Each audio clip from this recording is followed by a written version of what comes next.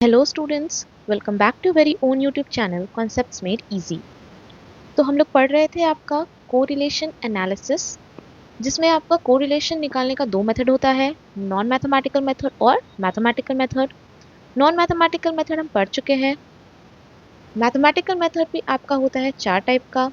पहला है आपका Karl Pearson's coefficient of correlation, जो हम कर चुके हैं, और दूसरा है आपका स्पियर्समैन रैंक कोरिलेशन, जो हम लोग पढ़ रहे हैं। स्पियर्समैन रैंक कोरिलेशन को भी आप तीन सिचुएशन में कैलकुलेट कर सकते हैं। सबसे पहला है जब आपको रैंक्स दिया हुआ है, दूसरा है जब रैंक्स नहीं दिया हुआ है, और तीसरा है व्हेन रैंक्स आर रिपीटेड और इक्वल। जब वैल्यू या फिर रैंक्स जो है वो इक्वल है या फिर रिपीटेड है, तो ऐसे केसेस में क्या करेंगे। तो ऐसे सिचुएशन में हम दो मेथड यूज करते हैं टू प्रोवाइड दी रैंक्स, जिसमें सबसे पहला मेथड है आपका average rank method. Average rank method में हम क्या करते हैं कि जो भी मेरा रैंक असाइन होने वाला होता है उसका कॉमन हम एवरेज निकाल लेते हैं। कहने का मतलब है, जैसे यहाँ पे एक एग्जांपल लिखा हुआ है 25, 25, 30, 24, 25, 27, 35। ठीक है। अगर हमको इसको रैंक्स असाइन करना है तो सबसे पहला रैंक, सबसे हाईएस्ट से लोएस्ट चलते हैं, तो सबसे पहला रैंक हम किसको असाइन करेंगे, 35 को। ठीक है, 35 को सबसे पहला रैंक असाइन करेंगे। दूसरा रैंक 30 को। ठीक है। तीसरा तीसरा रैंक किसको जाएगा, 27 को। उसके बाद मेरे पास यहाँ एक दो तीन, तीन मेरे पास 25 है। अगर ये कोई नॉर्मल नंबर्स रहता तो रैंक्स क्या होता है इसका, 4, 5 एंड 6 यही होता। अगर डिफरेंट रहता तो 4, 5 एंड 6 सीरियल ऑर्डर में रहता तो ठीक है। लेकिन यहाँ पे क्योंकि सेम है तो हम लेंगे 4, 5 और 6 का एवरेज, यानी ये 3, यानी ये हो जाएगा 15/3 इज इक्वल्स टू 5। यानी अब ये तीनों 25 को रैंक मिलेगा 5। ठीक है। और 4, 5, 6 इन तीन के बाद अब कौन सा रैंक आना चाहिए था, 7। ये 24 को मिलेगा रैंक 7। ठीक है ना। ध्यान रखेंगे, सबसे पहले जो भी तीन मेरा वैल्यूज इक्वल दिया होगा उसमें जो रैंक असाइन होना चाहिए था उनका हम एवरेज निकालेंगे, और उन तीनों को हम इक्वल रैंक असाइन करेंगे। और इन तीनों रैंक को असाइन करने के बाद जो मेरा रैंक आता वो हम असाइन करेंगे अगला नंबर को। ठीक है। तो ये है आपका पहला मेथड जो है एवरेज रैंक मेथड। दूसरा मेथड है आपका bracket rank method. Bracket rank method में हम क्या करते हैं, हम लोग यहाँ पे इक्वल रैंक्स दे देते हैं लाइक आइटम्स को। ठीक है, इक्वल रैंक्स दे देते हैं लाइक आइटम को, लेकिन जो नेक्स्ट आइटम आने वाला होगा उसको हम देते हैं उसके बाद वाला रैंक। कहने का मतलब है, जैसे यहाँ पे आपका एग्जाम्पल में दिया हुआ है 20, 25, 22, 21 और 22। तो रैंक 1 अगर हमको देना होगा तो हम 25 को देंगे। रैंक 2 के लिए मेरे पास दो है, 22 और 22, तो हम दोनों को रैंक 2 देंगे। ठीक है। उसके बाद हमको देना है रैंक 3, लेकिन क्योंकि यहाँ पे दो बार 2 आ चुका है तो रैंक 3 नहीं, अब हम देंगे रैंक 4। ठीक है ना। एक दो तीन, तीन डिजिट मेरा हो गया है। अब चौथा को देना है मेरे को, तो वो हो जाएगा मेरा रैंक 4। तो 21 हो गया मेरा रैंक 4। ठीक है। और 20 हो गया मेरा रैंक 5। आई होप आपको दोनों में से कोई दिक्कत नहीं होना चाहिए। एवरेज में क्या करते हैं, हम जो भी मेरा रैंक असाइन होना चाहिए था उसको एवरेज निकालते हैं, और ब्रैकेट रैंक मेथड में जो मेरा हाईएस्ट रैंक होना चाहिए, सेम रैंक जो हाईएस्ट होना चाहिए वो प्रोवाइड करते हैं, और उसके बाद का जो भी नंबर्स है उसको रैंक को हम छोड़ के बाकी दूसरा नंबर को हम रैंक प्रोवाइड करते हैं। ठीक है। आई होप इन दोनों मेथड में आपको कोई दिक्कत नहीं है। तो अगर रैंक्स नहीं दिया हुआ है तो अगर कोई वैल्यू सेम है तो हम इस वाले मेथड से निकालेंगे उनका रैंक। तो सबसे पहला मेथड स्टेप है आपका कोएफिशिएंट ऑफ कोरिलेशन निकालने का, to provide the ranks either by average rank method और ब्रैकेट रैंक मेथड। दूसरा स्टेप, रैंक प्रोवाइड करने के बाद डिफरेंस निकालेंगे दोनों रैंक का, d is equals to r1 minus r2। उसके बाद स्टेप 3, स्क्वायर द डिफरेंसेस। सारा डिफरेंसेस को, यानी d का जो वैल्यू आया है सबको हम करेंगे स्क्वायर, यानी कि और निकालेंगे, यानी कि d स्क्वायर, और फिर निकालेंगे हम उनका सम टोटल, यानी सिग्मा डी स्क्वायर। ठीक है। उसके बाद हम निकालेंगे number of items which is repeated, number of times, कितने बार कोई भी एक आइटम रिपीट हुआ है।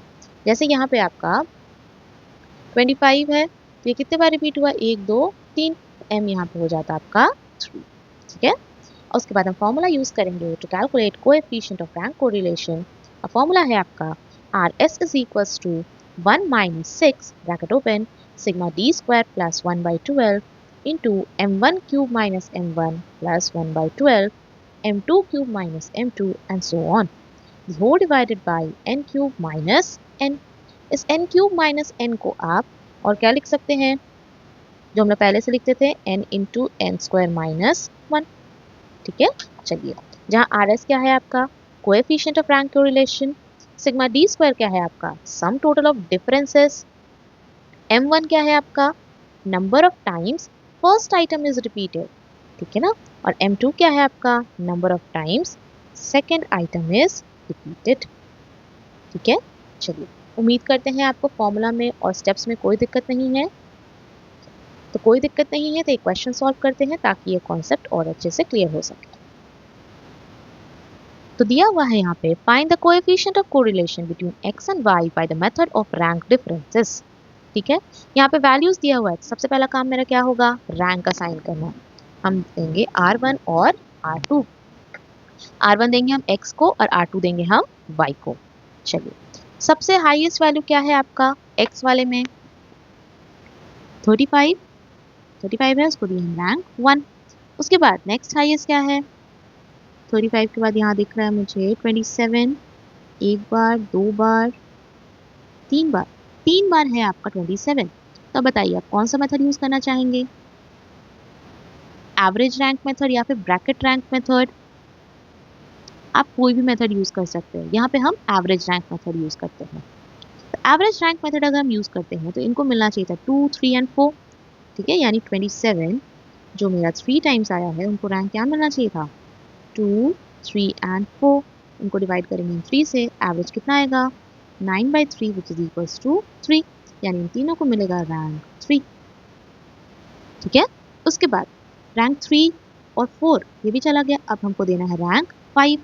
रैंक 5 हम किसको देंगे यहाँ पे. उसके बाद नेक्स्ट कौन है 25 हो गया मेरा रैंक 5. रैंक 6 के लिए 24, रैंक 7 23, रैंक 8 22, रैंक 9 21 और रैंक 10 20. सिमिलरली हम R2 देंगे Y सीरीज को. ठीक है ना, तो यहाँ 50 सबसे बड़ा है तो 1, 50 के बाद जस्ट है आपका 40 तो ये हो गया आपका 2, 41 है तो 41 हो गया 2, 40 हो गया 3.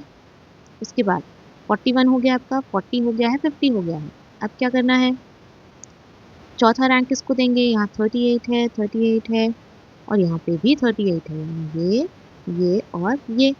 यहाँ पे हम एवरेज रैंक मेथड फॉलो कर रहे हैं तो यहाँ पे होना चाहिए था इसका कितना रैंक 4, 5 एंड 6. यहाँ पे हम लिखते हैं 38 जो आया है आपका 3 बार.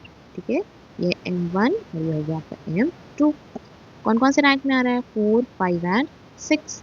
The whole divided by 3 which is equals to 15/3 is equals to 5. तो हम यहाँ देंगे सभी को 5 रैंक 38 और 38. अब 4, 5, 6 तीनों रैंक जा चुका है. अब अगला हमको रैंक देना है 7. किसको देंगे 36. उसके बाद 32, 8, 39 और 25, 10.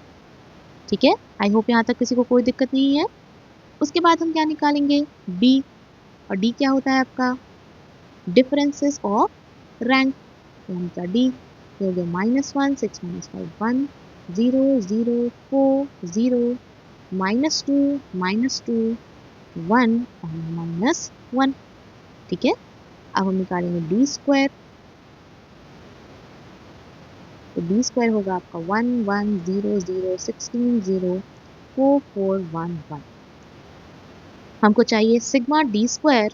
सभी को ऐड करेंगे तो हो जाएगा 16 + 4 इज 20, 24 + 1 25, 26, 27, 28. सिग्मा D स्क्वायर हो गया आपका 28. ठीक है, अब फॉर्मूला हम पुट करेंगे. Coefficient of rank correlation is equals to 1 - 6 sigma D square plus 1/12 m1 का cube minus m1 plus 1/12 m2 का cube minus m2. The whole divided by n into n square minus 1. यहाँ solve करेंगे तो 1 minus 6 into sigma D square कितना है 28 plus 1/12 into M cube यानी 3 का cube 3 cube minus 3 plus 1/12 into 3 cube minus 3 3 cube क्यों हम लिखें क्योंकि 27 मेरा 3 बार आया है और 38 भी मेरा 3 बार आया है ठीक है 4 डिवाइडेड बाई कितना नंबर ऑफ पेयर्स था आपका 1 2 3 4 5 6 7 8 9 एंड 10 ये हो गया 10 into 10 square minus 1 which is equals to 1 minus 6 into 28 plus 3 का क्यूब इज 27 और 27 माइनस 3 करेंगे तो आएगा कितना 24 ये हो गया 24/12 plus 24/12 the whole divided by 10 into 10 square is 100 100 minus 1 is 99 which is equals to 1 minus 6 into 2 जा और ये 2 जा तो 32 divided by 10 into 99 I hope यहाँ तक कोई दिक्कत नहीं है आपको ये हो गया आपका 1 माइनस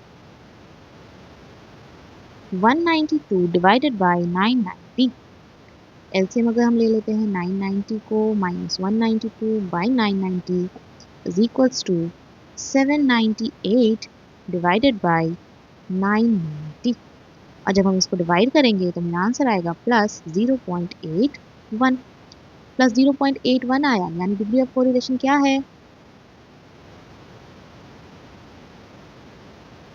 तो यहाँ का डिग्री ऑफ कोरिलेशन होगा आपका fairly high degree of positive correlation ठीक है आई होप इस क्वेश्चन में कोई डाउट नहीं है आपको अगर यही क्वेश्चन आप बना रहे होते ब्रैकेट रैंक मेथड से तो यहाँ पे सब चीज सेम रहता खाली ये जो 333 रैंक मिला है ये लोग को वो हो जाता आपका 222 क्योंकि हम यहाँ पे एवरेज नहीं लेते फर्स्ट वाला ही प्रोवाइड कर देते और इधर में हो जाता 444 ठीक है ना और बाकी 7 से तो एज इट इज रह जाता उसके बाद हम निकालते डिफरेंसेस फिर हम निकालते डी स्क्वायर और फिर हम पुट कर देते ठीक है तो उम्मीद करते हैं आपको इस पार्टिकुलर क्वेश्चन में कोई डाउट नहीं है तो फिर कल मिलते हैं एक नए कॉन्सेप्ट के साथ तब तक के लिए कीप प्रैक्टिसिंग थैंक यू